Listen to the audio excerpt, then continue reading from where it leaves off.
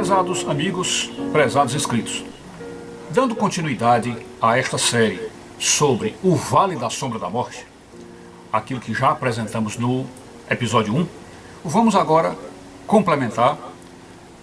Talvez façamos uma série aí de 4, 5 ou 6 episódios.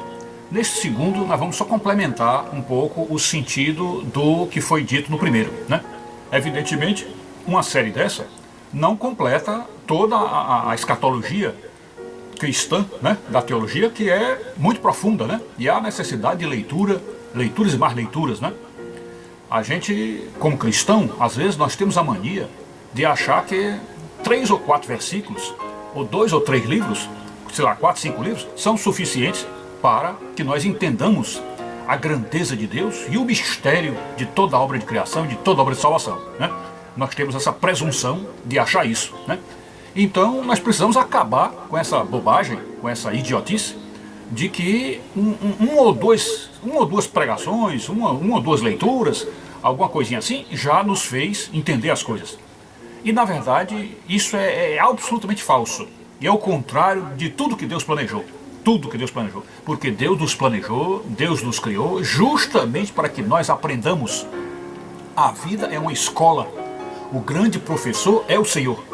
E nós precisamos, como diz lá a Escritura acerca de Jesus, nós precisamos crescer em graça e em sabedoria perante Deus e os homens. Precisamos crescer em graça e sabedoria. E o próprio apóstolo São Paulo diz: crescei a vossa fé, aumentai a vossa fé. E outras passagens que eu vou deixar aí embaixo para vocês verem, onde ele realmente diz que a gente deve se aprofundar na Escritura, devemos procurar cada vez mais iluminação, né? Enfim, aumentar o conhecimento. Porque a Escritura Sagrada também diz que errais por não conhecer as Escrituras, nem o poder de Deus. Então, esse segundo episódio é uma complementação do primeiro. E este segundo episódio se baseia neste trechinho que vamos deixar aí agora. Olha o trecho aí qual é.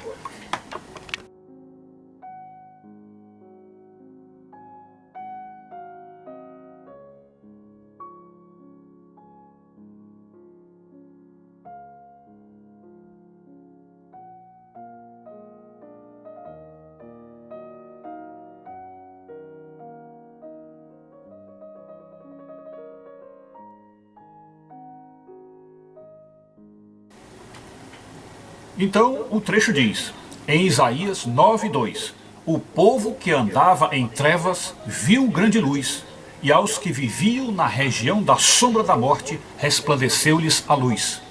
Então voltamos à pergunta, o que é para você que é evangélico, você que é protestante, o que é a região da sombra da morte? O que é a região da sombra da morte?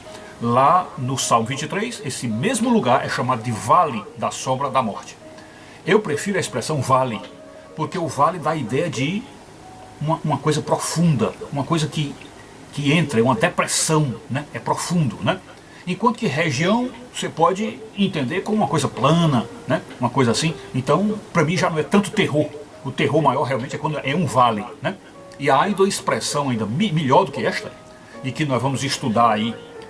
Eu não sei se no próximo episódio ou daqui a 2 episódios, mas é num episódio desta série, talvez o próximo, a gente vai estudar sobre a expressão do abismo, o grande abismo. Porque Vale da Sombra da Morte é o abismo da sombra da morte. A expressão melhor é abismo. Mas vamos ver aí, região da sombra da morte. O que é que esse trecho lá de Isaías, muito famoso, muito usado em sermões e muito comentado em livros, o que é que o autor sagrado está dizendo?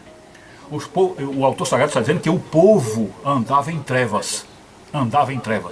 E nessa região da sombra da morte, o povo andava neste lugar. Então a ideia é o seguinte, o evangélico de um modo geral, o protestante, o pastor protestante de um modo geral, ele diz que essa andar em trevas, essa região aí da sombra da morte, o que o texto sagrado está falando é apenas nós, seres humanos sobre a face da terra, andando com nossos pecados. A expressão simplesmente quer dizer isto. É o povo que está em pecado, que nós estamos desobedecendo a Deus. E então isso aí significa andar nas trevas, andar na região da sombra da morte. É isso que eles dizem. Então, a rigor pode-se dizer que eles estão errados? Não, está correto. É correto, porque quem está aqui na terra está em pecado, certo? E aí não há exceção, todo mundo, né? Lembremos aí aquele trecho lá de Romanos, né? Que diz, todos pecaram e carecem da glória de Deus, né? E eu inclusive corrijo o texto aí, não é todos pecaram, é todos pecam, né? Porque lá em João, vamos deixar também o trecho aí de João, lá em João ele diz, se alguém disser que não tem pecado, é mentiroso, né? E em São Paulo, também em Romanos, São Paulo diz que o pecado estava tão abundante nele que a virtude que ele queria fazer não fazia, e o pecado que ele não queria fazer, ele fazia, né? Então, quando diz todos pecaram, tiremos o verbo do passado e coloquemos no presente. Todos pecam, né? Então, se todos pecam, quem está na terra está em trevas, está na região da sombra da morte. Então está correto quem explica dessa forma. Porém, o que nós precisamos aprender com urgência é que nada na Escritura pode ser limitado. Nada. Nenhuma passagem da Escritura pode ser limitada. Porque os sentidos profundos, os sentidos ocultos, os sentidos transcendentais são muito maiores do que pode supor a nossa consciência. Muito maiores. Então há muito mais coisas por trás de tudo que a Escritura Sagrada diz. Então, se esse texto aí serve para explicar a situação das pessoas na face da terra, se serve, também vai servir para explicar as pessoas no além. Também vai servir. Antes de abordarmos isso, vamos dizer, numa pergunta que um evangélico pode fazer, mas professor, existe alguma outra passagem na Escritura que é para a terra e que nós evangélicos usamos para o futuro, para o depois da morte? Existe. Existe sim. Vamos ver aí uma passagem que nós também vamos deixar aí por escrito, onde é em dois livros, se eu não me engano, uma é Isaías e outra, aliás, uma é Ezequiel e outra é Jeremias, se eu não me engano.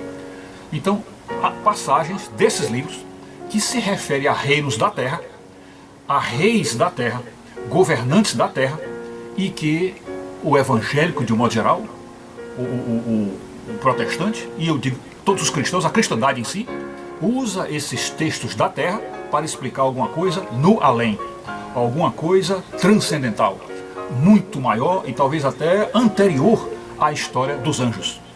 É aquelas passagens onde a Bíblia fala de um rei, ou de reis, se eu não me engano, um rei Tiro, se eu não me engano é o rei de Tiro, onde esse rei, inflando-se de orgulho, inflando-se de soberba, ele cai do seu reinado, ele perde o seu reinado se acaba, porque ele se inflando com orgulho, ele começou a contaminar o reino inteiro, e os exércitos inimigos de Israel vieram e tomaram aquele reino, e foi grande a sua ruína.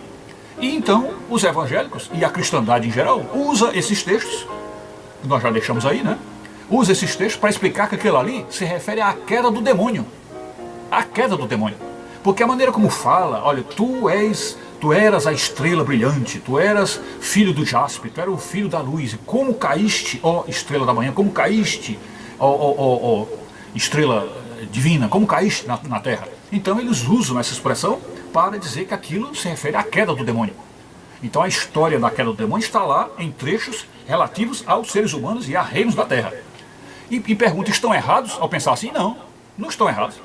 Porque o texto serve para explicar algo dos reis daqui da terra, rei Tiro, rei Nabucodonosor, etc. Então serve para explicar reinos aqui da terra, né? Malignos da terra, mas também se aplicam aos reinos malignos das trevas, do demônio e da escatologia, né?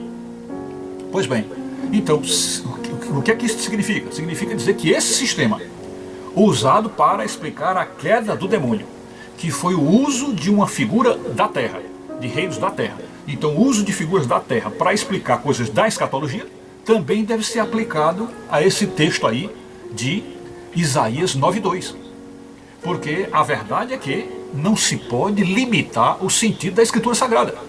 Então se quando Ezequiel e Jeremias falam daquele reino da terra, e nós, cristãos, protestantes, evangélicos, etc., entendemos que aquilo se refere também se pode entender, ver se essa profundidade, ver se nas entrelinhas que aquilo também se refere à queda do demônio, então aí nesse texto de Isaías 9:2, também se pode entender que nas entrelinhas está se referindo a um reino de trevas, a uma região de trevas, um vale de trevas, onde as pessoas estariam vivendo, né?